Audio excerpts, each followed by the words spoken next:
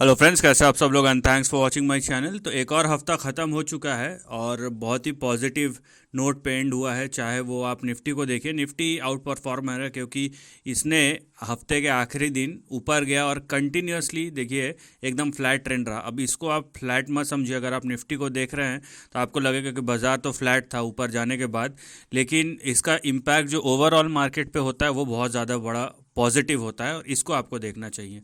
वहीं bank Nifty अगर आप देखेंगे तो ये भी फ्लैट था, लेकिन आप देखिए बैंक निफ्टी ने एक स्पाइक मारने की कोशिश की, लेकिन में भी फ्राइडे था तो इसलिए नीचे सेटल डाउन हो गया। तो एनीवेज, तो ये हाल है।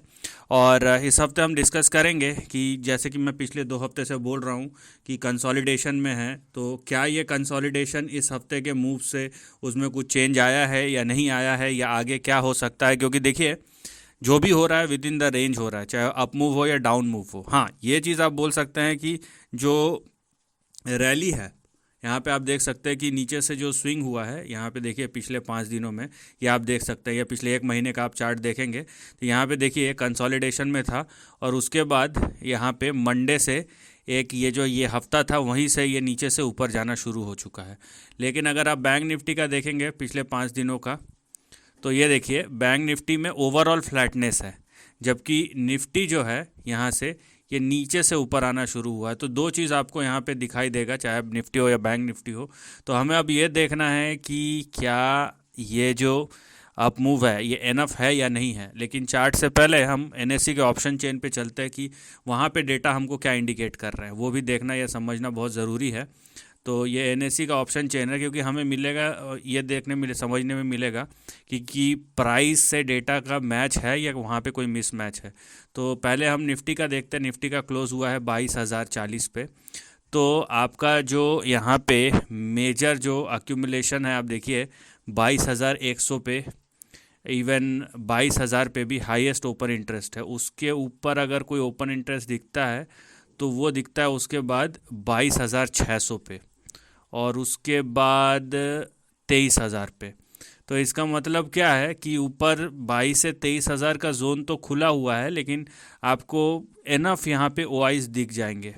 ठीक है, नीचे से तो सरक गए हैं, लेकिन ऊपर आप देखिए इवन 22 का भी जब बिल्डअप हुआ है यहाँ पे भी आप देखिए 19,000 यहाँ पे पोजीशंस जो ऐड हुए हैं, नियरली 20,000 वो ऐड अप हुए हैं। और तो कहीं ना कहीं 22,000 जो है अभी भी एक स्ट्रॉन्ग मार्क होल्ड करके बैठा हुआ है। वहीं देखिए जो ओआई पुट के साइड भी बिल्डअप है वो 22,000 पे है। इसका मतलब क्या है कि 22,000 का जो जोन है ना वो अभी बहुत इंपॉर्टेंट है। और इसके ऊपर क्लोजिंग हमको दिखेगा, अभी 22,040 पे बंद हुआ है तो 22,000 के ऊपर ही है, लेकिन टेक्निकली प्लस माइनस 100 पॉइंट। तो 22,000 का जो जोन है ना वो किस तरीके से काम करता है। अगर तो ब्रेकआउट हुआ तो सपोर्ट की तरह काम करेगा, अगर तो यहाँ पे रेजिस्टेंस फिर से फेस हुआ तो फिर से यहाँ से क्या बोलते हैं, फिर से यहाँ पे पोजीशन और बिल्डअप होना शुरू हो जाएंगे और प्राइस जो है 22,000 के नीचे जाएगा। क्योंकि पुट के साइड पे तो उतना बड़ा कोई दिख नहीं रहा है। हाँ, नीचे है एक और 21,700 पे। तो इसका मतलब ये है कि डेटा कम से कम ये इंडिकेट कर रहा है कि नीचे 21,700 से लेके 22,000 और ऊपर 22,000 से लेके 23,000। तो ये 1,300 पॉइंट का मोटा मोटी रेंज है, लेकिन 22,000 जो है अभी भी एक बहुत ही स्ट्रांग होल्ड बना के बैठा हुआ है। तो जो भी एक्टिविटी होगा वो 22,000 के आसपास ही होगा। चलिए एक बार बैंक निफ्टी भी देख लेते हैं कि बैंक निफ्टी में क्या हो रहा है। और ये देखिए ये बिग प्लेयर्स का गेम है, ये मेरे और आपके जैसे का गेम नहीं है कि यहाँ पे कूद गए हम, नहीं तो अदरवाइज़ प्रॉब्लम हो जाएगा अगर आप ऐसे मार्केट को नहीं समझते हैं तो 46,384 पे क्लोज आया है। तो 46,384 पे है, तो देखिए 46,500 पे ओआई बड़ा है कॉल पे। फिर उसके बाद 47 पे भी एक बड़ा ओआई है, इवन 47,548। तो हर 500 पॉइंट में यहाँ पे ओआई है। और सबसे यहाँ पे बड़ा ओआई है 46,500 पे, तो इसको पार करना ज़रूरी है। और नीचे आपको दिखेगा पुट के साइड पे 46,000, उसके बाद 45,500, इवन आपको 45,000 का भी दिखेगा। तो यहाँ पे हमें जो दिखेगा बैंक निफ्टी में जो रेंज दिख रहा है वो थोड़ा सा बड़ा है, बट ऑब्वियस क्योंकि 2,000 पॉइंट का नीचे यहाँ पे बैंक निफ्टी में रेंज दिख रहा है जहाँ पे वाई बिल्डअप है 45,000 से 47,000 के बीच में। और 46,500 जो है यहाँ पे आपको दोनों साइड में दिखेगा। इवन 46,000 से 46,500 ये ज़्यादा अच्छा रेंज है। तो जैसे निफ्टी में 22,000 पे सबसे बड़ा ओआई है, वैसा बैंक निफ्टी में नहीं है। पुट और कॉल में निफ्टी में दोनों साइड 22,000 पे अट्रैक्शन है, लेकिन बैंक निफ्टी में नीचे ऊपर जो है 46,500 पे एक ओआई बड़ा है और नीचे 46,000 पे। तो ये 500 पॉइंट का रेंज है, यहाँ पे ये डिफ्लेक्शन आ गया, तो ये बात आप ध्यान रखिए। अब हम चार्ट पे चलते हैं। तो पहले हम देखेंगे निफ्टी का चार्ट, उसके बाद ये बैंक निफ्टी का चार्ट है आप जो देख रहे हैं। निफ्टी के चार्ट से ही शुरू करते हैं। तो ये है आपका निफ्टी का चार्ट जी। तो ये निफ्टी का चार्ट है। तो देखिए, मैं जैसे कि मैंने शुरू में ही बोला था कि क्या ये जो अप मूव है क्या ये इनफ है? प्रोबेबली नॉट, क्योंकि अभी भी जो भी हो रहा है ये एक रेंज के अंदर ही हो रहा है। तो इस रेंज को क्रॉस करना ज़रूरी है निफ्टी और बैंक निफ्टी दोनों के केस में। तो कंसोलिडेशन को ख़त्म होने दीजिए। अगर आप ये सोच रहे हैं कि मार्केट तो ऊपर चले गया जी, तो मार्केट ऊपर चले गया वो ठीक है, लेकिन ये रेंज को क्रॉस नहीं किया है। कल के दिन अगर ये फिर से नीचे आता है तो आप फिर से जिन्होंने कॉल लिया ना उनकी पिटाई होगी। तो ये बात आप ध्यान रखिए। और इसीलिए मैं बोल रहा हूँ ये जो गेम है जो अभी चल रहा है ना, ये आपके और मेरे जैसे लोगों का नहीं है, ये बड़े प्लेयर्स का गेम है। ये ऑप्शन राइटर्स का मार्केट है और दोनों साइड से इन लोग खाएंगे मार्केट को। आपको समझ में नहीं आएगा कि हो क्या रहा है। तो फिलहाल अभी भी रेजिस्टेंस बरकरार है, ठीक है, 22,160। तो आपका रेजिस्टेंस जो है 22,080 और 22,160। तो क्लोजिंग जो है इंट्राडे में हो या डेली क्लोजिंग बेसिस पे भी 22,160 के ऊपर क्लोज होना चाहिए। तभी आप जाइए कि यहाँ पे आपका ब्रेकआउट होगा। नीचे आपके जो दो बड़े सपोर्ट है फिलहाल, वो है यहाँ पे 21,300 और उसके नीचे 21,148। यहाँ पे एक और एक्सटेंशन भी है एक और सपोर्ट का, और वो है यहाँ पे देखिए, वो है आपका 20,900 पे। तो यहाँ पे अगर आप देखेंगे तो अगर आपने पोजीशन लिया हुआ है तो नो बट डाउट कि आपका यहाँ पे बायस ही होगा। लेकिन टेक्निकली आप सोचिए कि ये रेजिस्टेंस के पास है निफ्टी, ठीक है, और यहाँ से जो रेंज को खेलेगा ना वो यहाँ से शॉर्ट करेगा, यहाँ से लॉन्ग नहीं करने वाला है।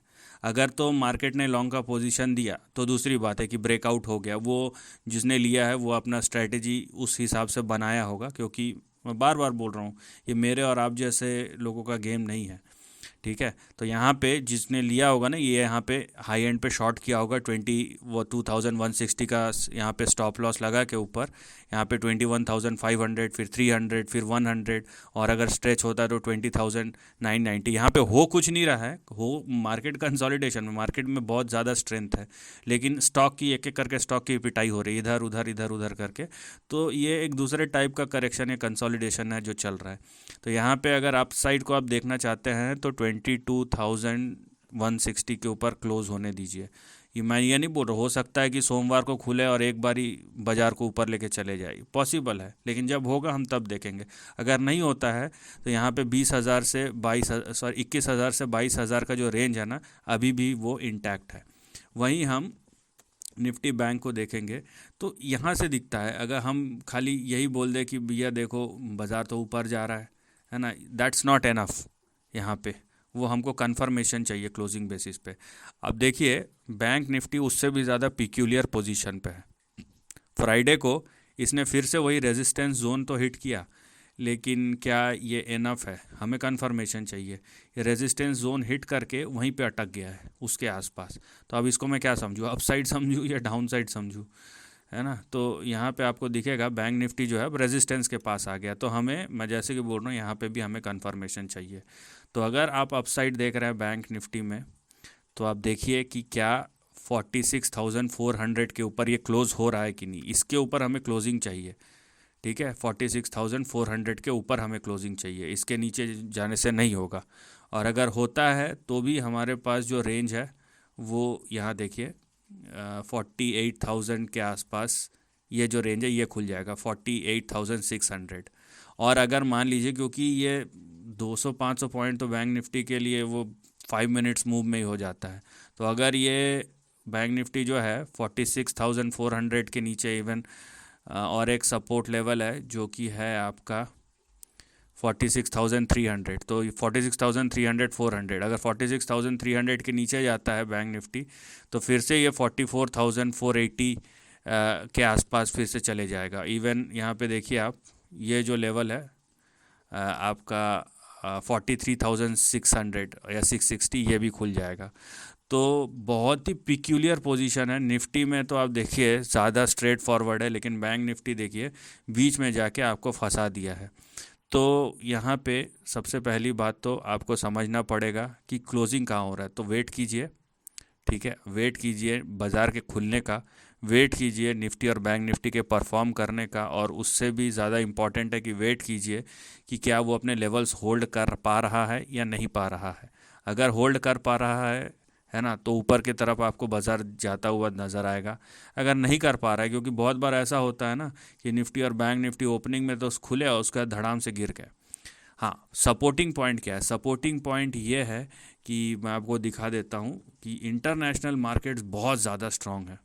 वो अभी को नहीं, हमेशा स्टॉक मार्केट वो फ्यूचर को डिस्काउंट करता है। निफ्टी में जो ये देखिए बहुत ज़्यादा स्ट्रॉन्ग क्लोज है, और प्री मार्केट भी देखूँ तो कोई उसमें ऐसा कुछ है नहीं, ठीक है, कि सिग्नल यहाँ पे वीकनेस का हो।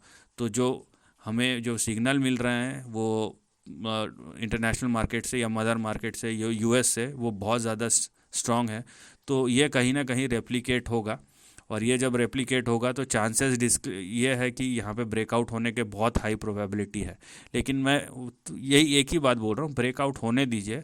अब 100 पॉइंट के चक्कर में, क्योंकि हमारा बाज़ार ऐसा नहीं है कि मतलब हमारे बाज़ार में कोई इंडिविजुअलिटी नहीं है, तो थोड़ा सा मार्केट को चलने दीजिए, उसके बाद देख लीजिए। 50-100 पॉइंट का रिस्क लेके अगर आप बड़ा लॉस बचा सकते हैं तो क्या ज़रूरत है। So this is the end of the video. Thanks for watching.